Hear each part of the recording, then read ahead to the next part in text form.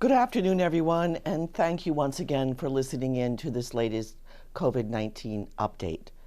As many of you know, as of February 1st, our senior residents 75 years and older are eligible for vaccination. Locally, we are trying to respond quickly to what has become a very frustrating process in navigating the state's vaccine appointment process. The state is very much aware the system is difficult and that there is a scarce number of time slots. However, as the number of vaccines increases over the next several months, it will be more readily available. I understand this does not help our seniors right now at this moment. The state has advised that the 5 mass sites, the closest to us being Doubletree Hilton Hotel in Danvers, will be offering more appointments as of today.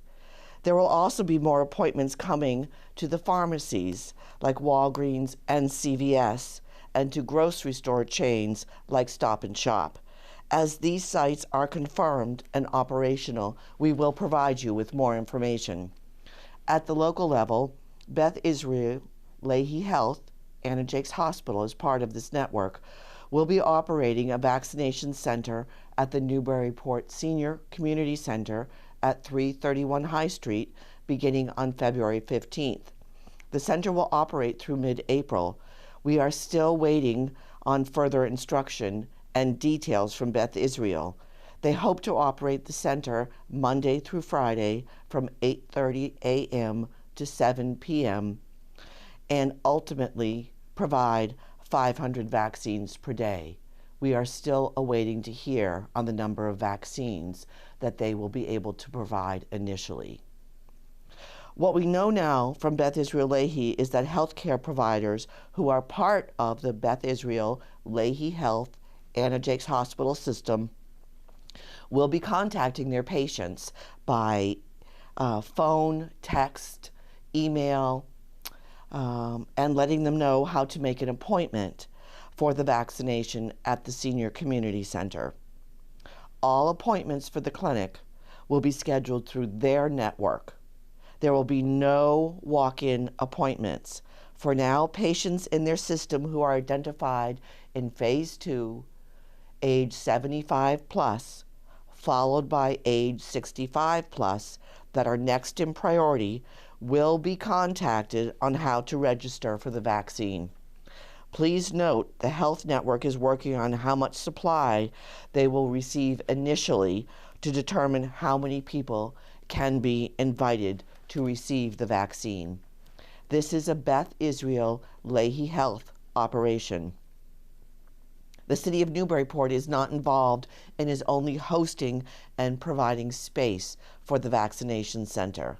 However, our Council on Aging will be offering assistance with the registration process through a variety of mechanisms, and we will communicate more on this very soon. We very much want to connect with you and try to help you in your efforts to get a vaccine appointment as soon as possible. We are committed to doing everything we can to help you navigate this and get our residents vaccinated. Furthermore, our health department is continuing to work with our neighboring communities to develop additional regional sites.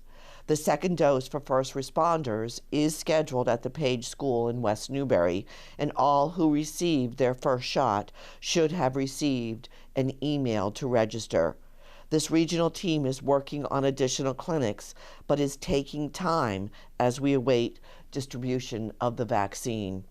Thank you all for your patience and cooperation.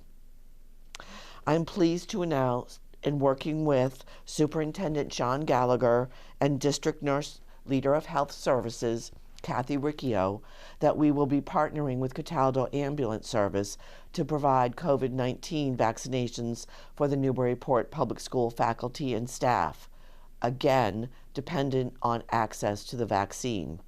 If all goes well, vaccinations will occur towards the end of February and a second dose towards the end of March. This is great news for the district. As we know, study after study makes clear that kids need to be in school.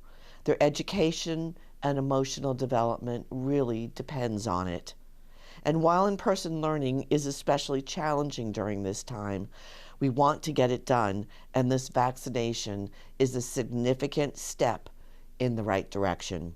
We are also working with the state on development of weekly COVID-19 pool testing programs for the students.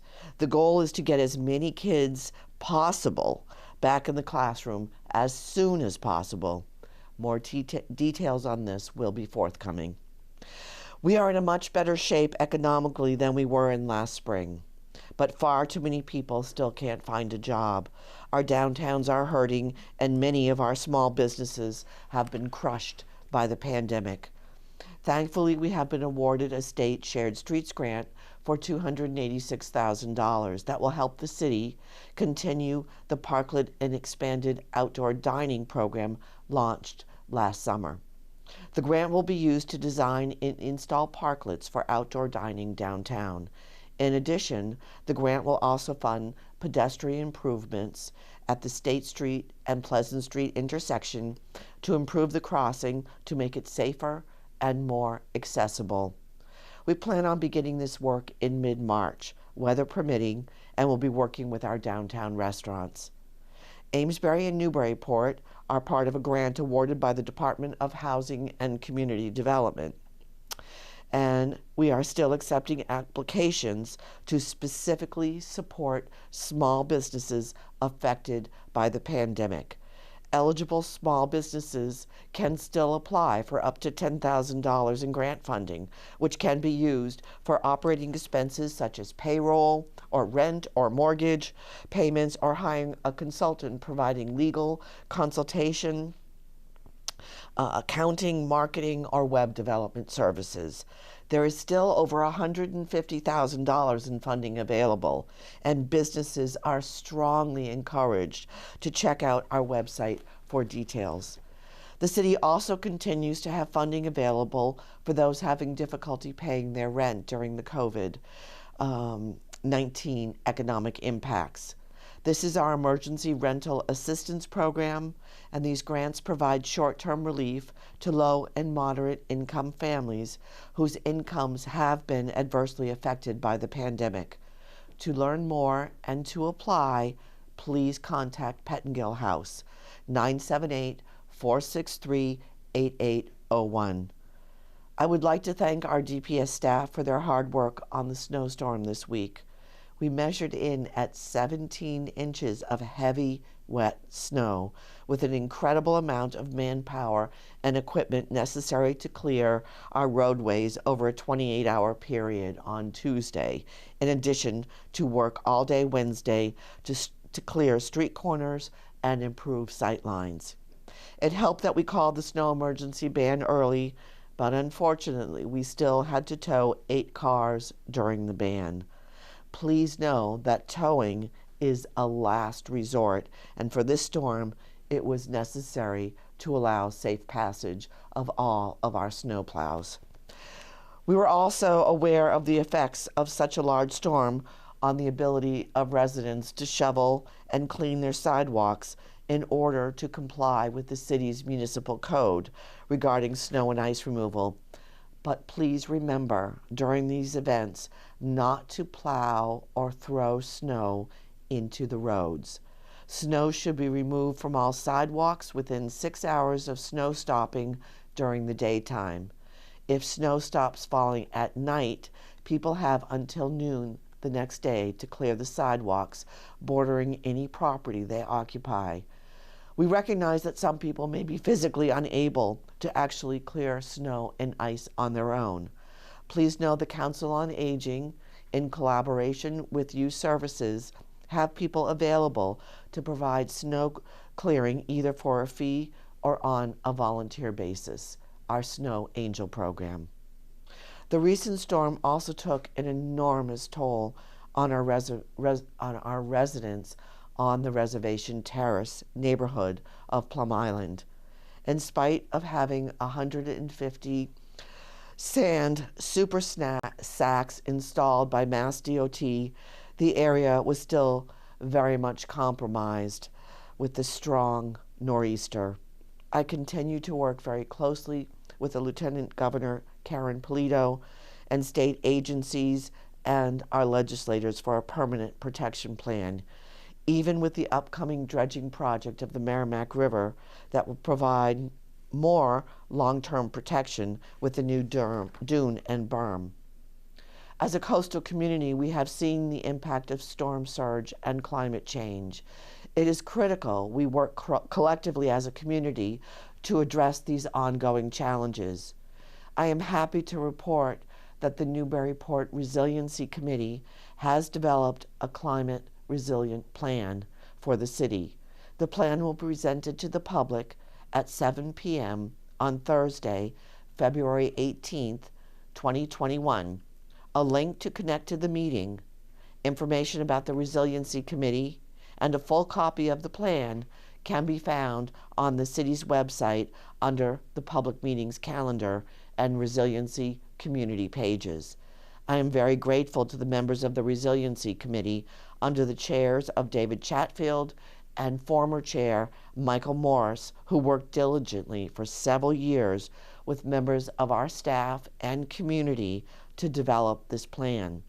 The new Climate Resiliency Plan, the first developed specifically for the city of Newburyport, addresses a now global planning and sustainability issues surrounding climate change for our seaside community, a portion of which is located on a barrier beach and much of which has frontage on the tidally influenced Merrimack River. Its chapters address Newburyport-specific climate change hazards and vulnerabilities and recommends adaptation strategies to ensure that Newburyport remains a resilient community in the face of global warming, sea level rise, and climate change implications. These strategies include infrastructure installations and improvements, regulatory and administrative approaches, community education, and mitigation through carbon footprint reductions. With February's arrival comes Black History Month, providing a time to reflect on the accomplishments of Black Americans and acknowledges the central role of African Americans in the United States history. And with this, we tie in the continuation of Black Lives Matter to do what's right and to implement ideas that move our nation to a better and more equitable future. The impact will be huge on the front lines of history. Lastly, with vaccines arriving and the prospect that everyone will have access to the vaccine in the coming months, there's much to be hopeful for. And yet, medical experts are warning us that the virus is still very much with us, so we must remain vigilant. And you know what that means. Wear a mask, wash your hands, and socially distance. Thank you again for everything you are doing.